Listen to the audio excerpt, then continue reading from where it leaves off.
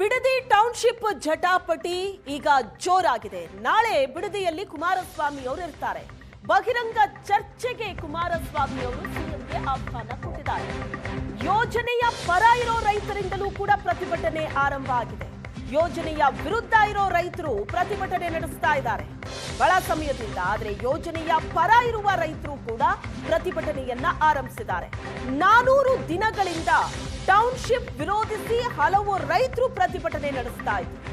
ಈಗ ಈ ಯೋಜನೆಯ ಪರ ಕೂಡ ರೈತರು ಪ್ರತಿಭಟನೆ ಮಾಡ್ತಾ ಇದ್ದಾರೆ. ಟೌನ್ಶಿಪ್ ಯೋಜನೆ ಬೇಕು ಅಂತ ಘೋಷಣೆ ಕೂಗ್ತಾ ಇದ್ದಾರೆ ಕೆಲ ರೈತರು. ನಮ್ಮ ಮಕ್ಕಳ ಭವಿಷ್ಯಕ್ಕಾಗಿ ಟೌನ್ಶಿಪ್ ಬೇಕು ಅಂತ ರೈತರು ಒತ್ತಾಯಿಸಿದ್ದಾರೆ. ಕೂಡಲೇ ರೆಡ್ ಝೋನ್ ತೆರವು ಮಾಡಬೇಕು ಅಂತ ರೈತರು ಒತ್ತಾಯಿಸಿದ್ದಾರೆ. ಈ ಭಾಗದಲ್ಲಿ ನೀರಿನ ಕೊರತೆ ಇದ್ದು ಕೃಷಿ ಮಾಡೋದಕ್ಕಾಗ್ತಿಲ್ಲ.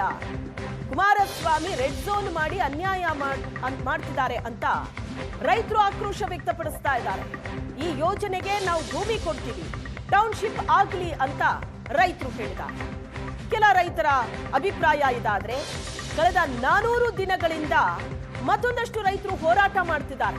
ಯಾವುದೇ ಕಾರಣಕ್ಕೂ ಈ ಟೌನ್ಶಿಪ್ ಜಾರಿಗೆ ಬರಬಾರದು, ರೈತರಿಗೆ ಅನ್ಯಾಯ ಆಗುತ್ತೆ, ಫಲವತ್ತಾದ ಭೂಮಿಯನ್ನ ಕೊಡೋದಕ್ಕೆ ನಾವು ತಯಾರಿಲ್ಲ. ದೃಶ್ಯದಲ್ಲಿ ನೋಡ್ತಾ ಇದ್ದೀರಿ ನೀವು, 2 ದೃಶ್ಯಗಳಿದೆ ಸ್ಕ್ರೀನ್ ಮೇಲೆ. ಅದರಲ್ಲಿ ಮೊದಲ ದೃಶ್ಯ, ನಮಗೆ ಈ ಟೌನ್ಶಿಪ್ ಯೋಜನೆ ಬೇಕು ಅಂತ ರೈತರು ಹೋರಾಟ ಮಾಡ್ತಾ ಇರೋದು.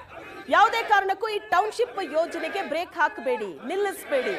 ಯಾಕಂದ್ರೆ ಈ ಭೂಮಿ ಅದು ನೀರಿಲ್ಲ, ಅಲ್ಲಿ ನಾವು ಬೆಳೆ ಬೆಳೆಯೋದಕ್ಕಾಗಲ್ಲ. ಹಾಗಾಗಿ ಟೌನ್ಶಿಪ್ ಯೋಜನೆ ಇರಲಿ, ನಮ್ಮ ಮಕ್ಕಳ ಭವಿಷ್ಯಕ್ಕೆ ಇದು ಅತ್ಯಗತ್ಯ ಅಂತ ರೈತರು ಹೋರಾಟ ಮಾಡ್ತಾ ಇದ್ದಾರೆ ಮೊದಲ ದೃಶ್ಯದಲ್ಲಿ.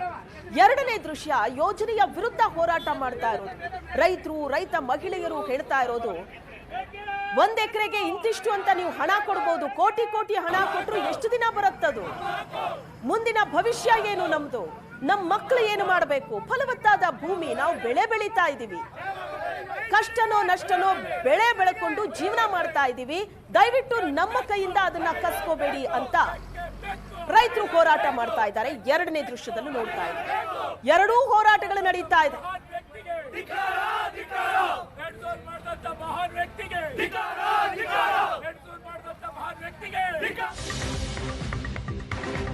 ಯಾರೋ 20 ಜನ ಭೂಮಿ ಕೊಡ್ತೀವಿ ಅಂತ ಹೋರಾಟ ಮಾಡ್ತಾ ಇದ್ದಾರೆ.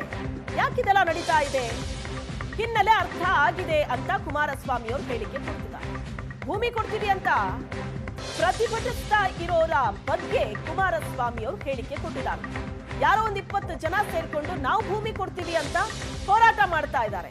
ರಾತ್ರಿ ಬೆಳಗಾಗೋದ್ರೊಳಗಡೆ ಈ ರೈತರು ಬಂದು ಯೋಜನೆ ಪರ ಮಾತಾಡ್ತಾ ಇದ್ದಾರೆ.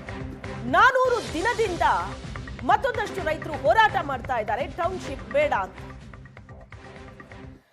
ಅವರು ಒಂದು 15-20 ಜನ ಕೂರಿಸಿದ್ದಾರೆ. ಈಗ ಅವರು ಒಂದು ಕಡೆ ನಮಗೆ ಭೂಮಿ ನಾವು ಕೊಡ್ಲಿಕ್ಕೆ ತಯಾರಾಗಿದ್ದೇವೆ ಅಂತೇಳಿ ಅವರೊಂದು 20 ಜನ ಈಗೇನೋ ನೆನ್ನೆ ರಾತ್ರಿಯಿಂದ ಟೆಂಟ್ ಹಾಕೊಂಡವ್ರೀಗ. ಅದು ನನಗೆ ಗೊತ್ತಾಗ್ತದೆಲ್ಲ, ಅರ್ಥ ಆಗ್ತದೆ ಇನ್ನು ಯಾವ ಕಾರಣಕ್ಕೋಸ್ಕರ ಇವೆಲ್ಲ ಒಳಗಡೆ ನಡೀತಿದೆ, ಅದರ ಬ್ಯಾಕ್ಗ್ರೌಂಡ್ ಏನು ಎಲ್ಲ ನಾನು ಅರ್ಥ ಮಾಡ್ಕೊಂಡಿದ್ದೀನಿ.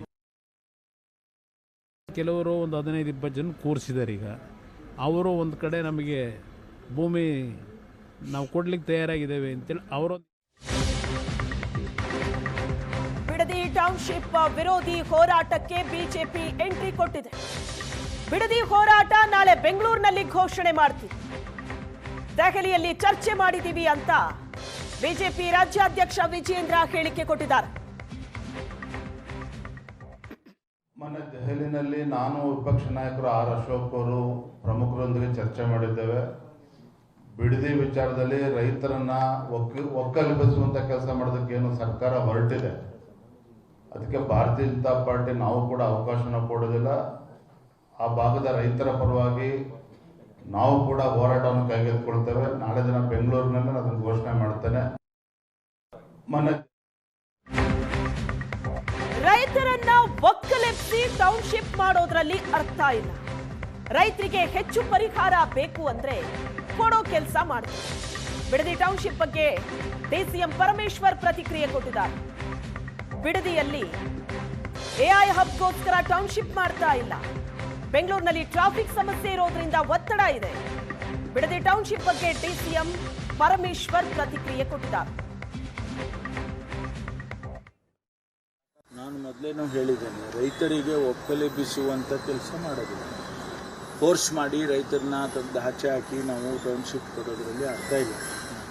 ಅವರನ್ನು ವಿಶ್ವಾಸಕ್ಕೆ ತೆಗೆದುಕೊಂಡು ಕನ್ಸೆಂಟ್ ಆಗಿ ಅವರ ಕನ್ಸೆಂಟ್ ತಗೊಂಡು ಅದನ್ನು ಆ ಜಮೀನುಗಳನ್ನು ತೆಗೆದುಕೊಂಡು ಮಾಡುವಂಥದ್ದನ್ನು ಈಗ ಮುಖ್ಯಮಂತ್ರಿಗಳಾಗಲೇ ಸೂಚನೆಯನ್ನು ಕೊಟ್ಟಿದ್ದಾರೆ. ಅವರಿಗೆ ಒಂದು ವೇಳೆ ನಮಗೆ ಕೊಡುವಂಥ ಕಾಂಪನ್ಸೇಷನ್ ಸಾಕಾಗ್ತಿಲ್ಲ ಅನ್ನೋದೇನಾದರೂ ಇದ್ದರೆ ಅದನ್ನು ಕೂಡ ಇನ್ನೂ ಹೆಚ್ಚು ಮಾಡತಕ್ಕಂಥ ಸಾಧ್ಯತೆಗಳು ಕೂಡ ಇದ್ದಾವೆ.